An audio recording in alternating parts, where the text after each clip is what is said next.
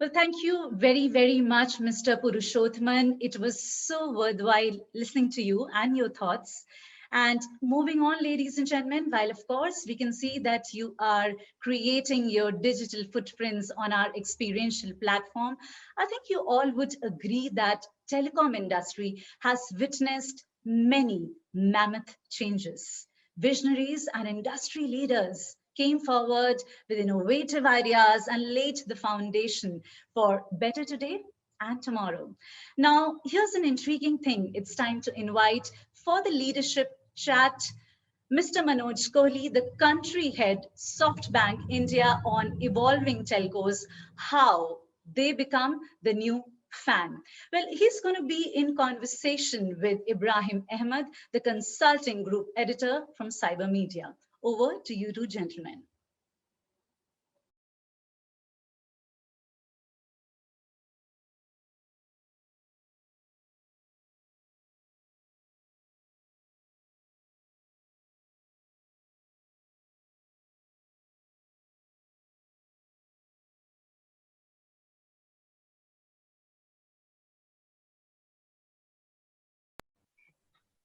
It's a pleasure to welcome Mr. Manoj Kohli, a stalwart of the Indian Telecom for Telecom Leadership Forum 2021. Mr. Kohli doesn't need any introduction. I think he's got very strong DNA in the telecom space. Very early, I think in telecom, he started with Escotel long back. And after that, for almost for a very long time, he was heading Airtel's operations in 20 countries across Asia and Africa. And after that, he moved on to SoftBank, and currently he heads SoftBank's Indian operations. Welcome, Mr. Kohli. Thank you. Thank you. So as you know, we in this session, we want to talk to you and get your perspective on the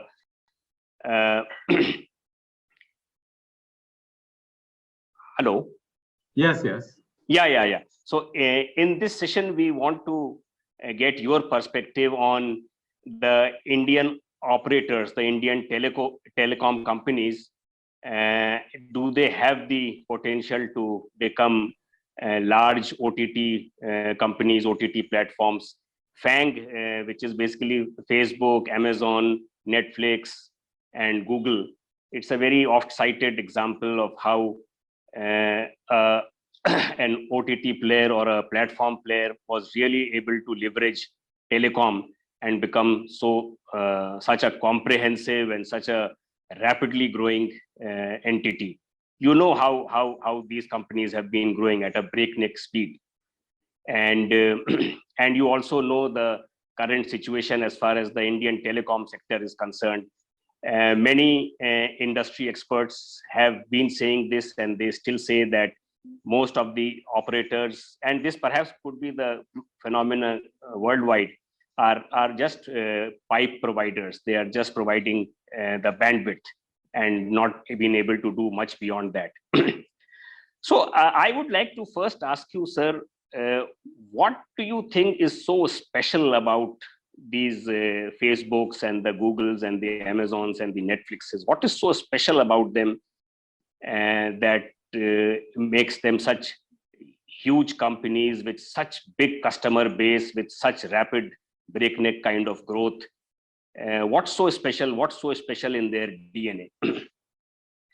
So, they are companies which have focused on the customer, focused on the customer need and customer experience through innovation. I think that has been the biggest differentiation between FANG and telco. Whereas telcos have focused much more on infrastructure and regulations, whereas FANG are not regulated at all. Now, of course, some countries, etc., they are regulating them, but till now there's been no regulation. Now again, FANGs are getting into some infrastructure. To tell you frankly, their focus on customer experience, customer need, customer requirement, seamless innovation, I think has been so great that they are not only, they have collected millions and millions of customers all over the world, but also they have collected huge value on the stock market compared to telcos. So there's a big difference between the two. Okay. Yeah, you have very rightly pointed out some of these strengths that are there, and that has made them what they are today.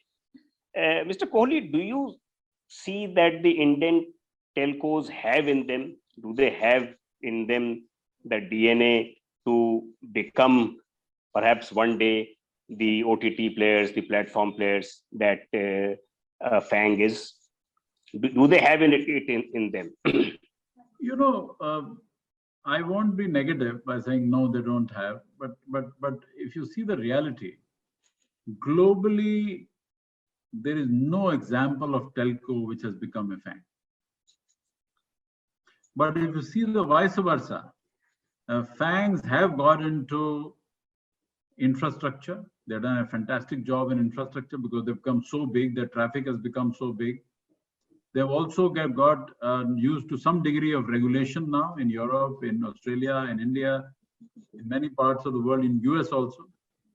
So I believe that the only way telcos can become FANGs is to divide the business in two parts. One is the infrastructure related business, which is, as you said, the pipe business. Other is the FANG business, which is the consumer experience led business. And the culture and DNA of both the parts of the business will have to be very, very different. For example, infrastructure is very mature talent, very maybe older generation, very deep planning, more about infrastructure, more about hardware, etc., etc. Whereas on this side of FANG, it's much more millennial talent, average age 27, much more innovation, much more about customer experience, customer product innovation, etc. So these are two very acutely different DNAs, very acutely different consumer focus. So I can say that telcos can try to do it, but they still have to keep these two parts independent of each other because they don't relate to each other. That's a very interesting observation. So do you see that happening in India? Do you see the Jios and the Airtels and the Vodafones thinking or taking some steps to bifurcate the business into two, and both the business, as you rightly pointed out, require very different kind of strengths and a very different kind of practices? So do you see that businesses, the telcos, are looking at this kind of a restructuring? Yeah, telcos are trying, but I think the jury is out. I can't say that they have already succeeded. Maybe they'll take time, but the point is that the telco mindset is the infrastructure mindset. It has to be kept independently. The FANG mindset, which is independent, has to be independent. Only maybe the top management can be on top. Otherwise, you can't mix them up. So that kind of two independent companies, two independent cultures, two independent consumer innovation practices is not easy.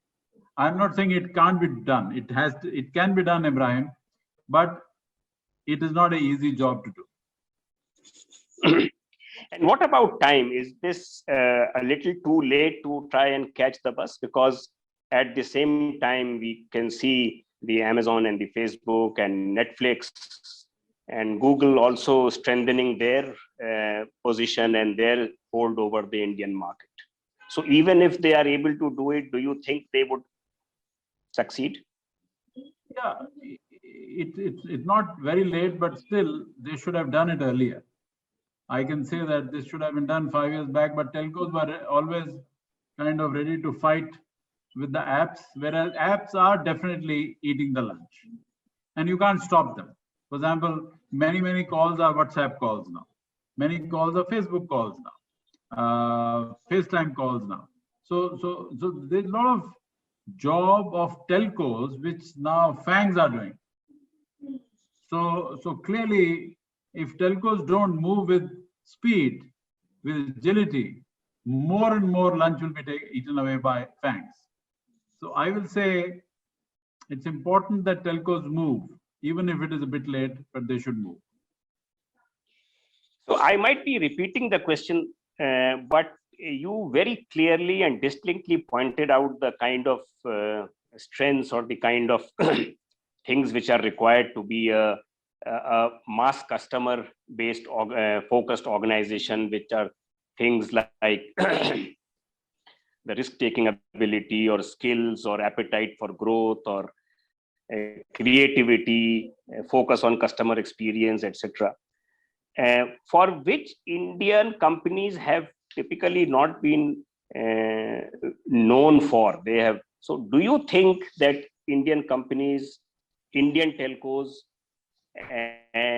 can, if they want to, if they, as you said, if they separate their business, do you think that they will be able to, they can build these strengths which are typically required for a very, very customer focused, customer experience organization? No, if you are determined, Ibrahim, you can do it.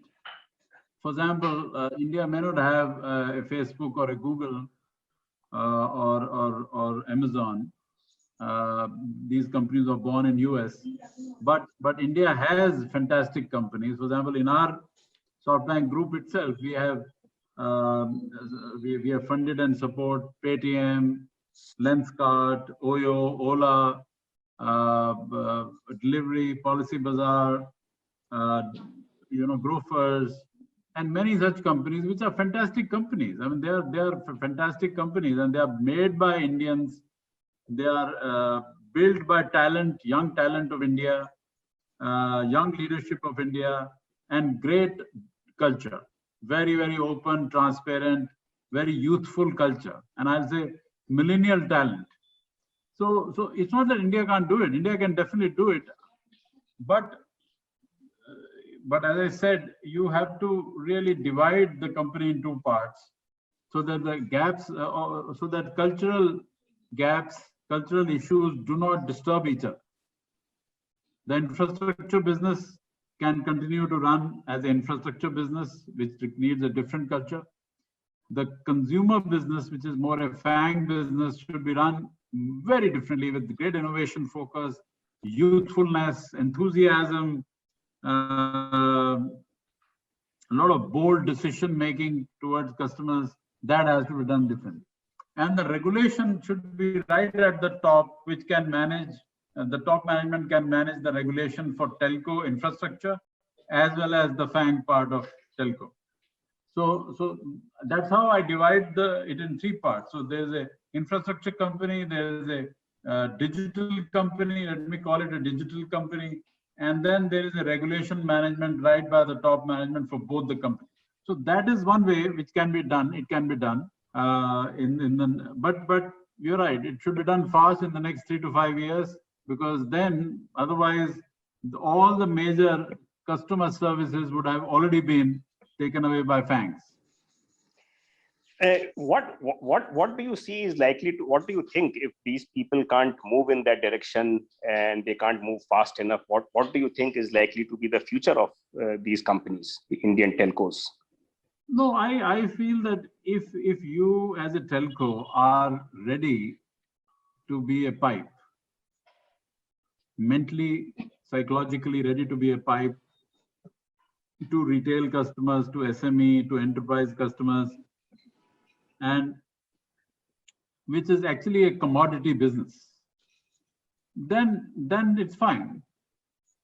But if your aspirations are much higher than a pipe, your aspirations are get close to the customers, offer services in apps which are very different services from traditional telco, then I think you have to make a drastic change in your way of working. But with the that FANGs also now investing in infrastructure. Do you think that the leverage that the telcos have with the FANGs will continue to dwindle? If the FANGs also invest FANGs are becoming smarter. Not only they're getting into services of telcos, but also I have seen many FANGs. They are building undersea cables. They're building fiber optics. They're building data centers. They're building many things which in the older days only telcos used to do. So clearly, FANGs are becoming stronger. Mm-hmm. So are there some other strengths that the telcos have? According to you, are there some other inherent strengths that telcos have which they have not leveraged so far, which they can look at in their fight against the OTTs or the other? Telcos have a great customer intelligence data with them, which through AI and machine learning, I think you can leverage.